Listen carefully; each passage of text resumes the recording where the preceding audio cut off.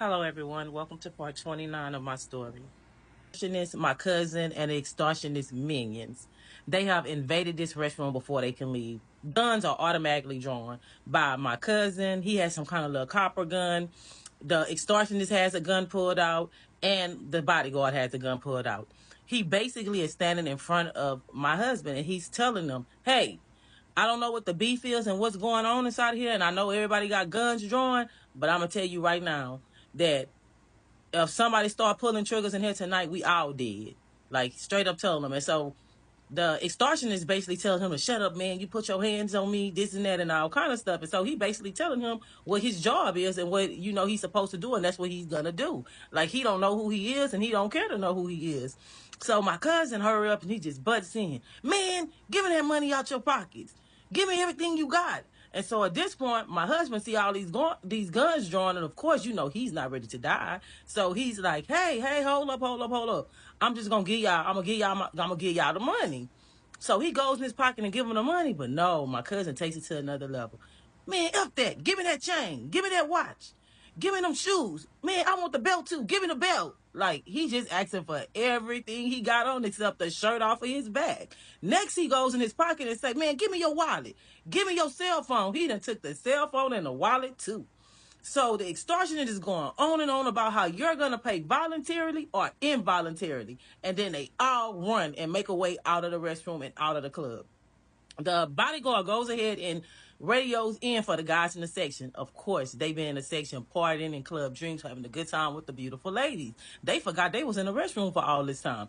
But the whole action behind what happened was a complete setup this night. Like, it was people that he had been around for years that wasn't around no more, who was working with other people. It was my cousin, and it was somebody who was also very, very, very, very close to him and very close to me that wasn't my cousin, who had been watching, who had been giving out information, who y'all would never guess who's calling me. It's my cousin. He's literally calling me on the phone to tell me, hey, cousin, what's up?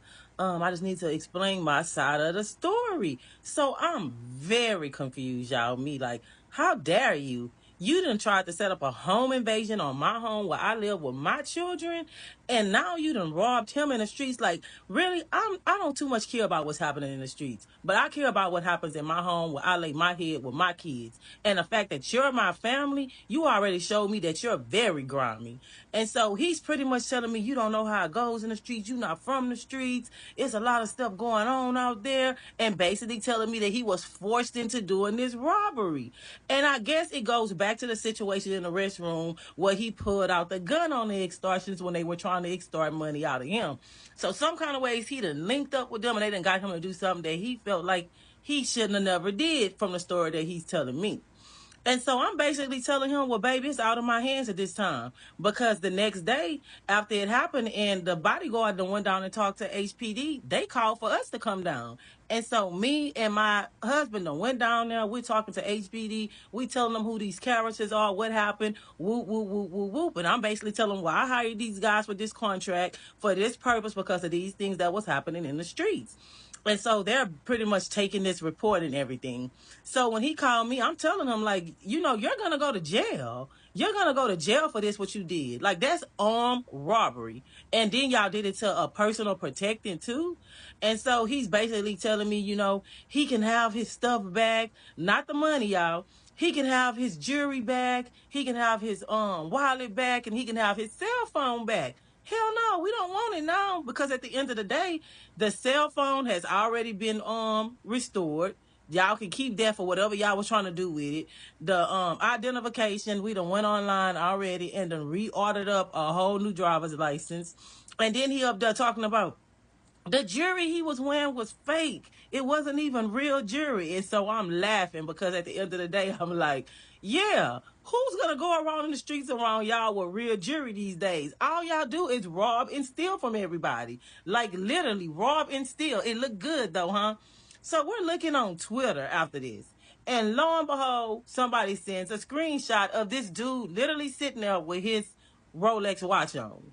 And this is one of the alleged people who tried to come and rob our home. So at this point, the bodyguards are strategizing new strategies. They're pretty much saying now, you know what we're gonna do, we're gonna bring a fifth person. This person is gonna be outside with recording things, making sure the vehicle is secured, because this is some crazy stuff that's going on. Like, apparently these are some dumb criminals. So I'm telling him, like, why do you have to still go on the streets? Like, why do you continue to go out there like that? Like, why you can't just leave the streets alone? And at this time, he's pretty much telling me, nobody will never stop me. They'll never run me away. And so my family member still, he's communicating with somebody that I'm going to call special at this point. He's communicating with somebody, and I remember today. My brother called me that morning, and my brother goes, hey, so last night we at the club, we standing outside of V-Live, and something hit the ground.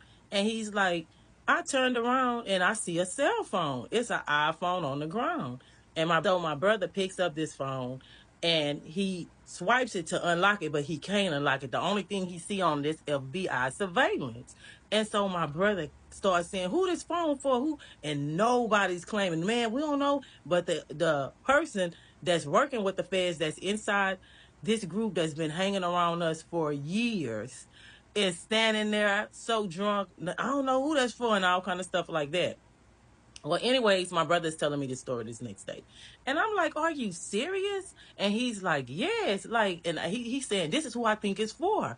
And so I'm talking to him about it. I'm like, hey, why would this guy, my brother, he can't be wrong, because, you know, he said he wasn't drunk, and that he heard it hit the ground, and he looked, and that's who it was by. And that the person was the only one jumping and moving around at that time. And so he's basically like, man, ain't no way that dude wouldn't have that on him, and anybody could have dropped it. It probably was already on the ground, you know.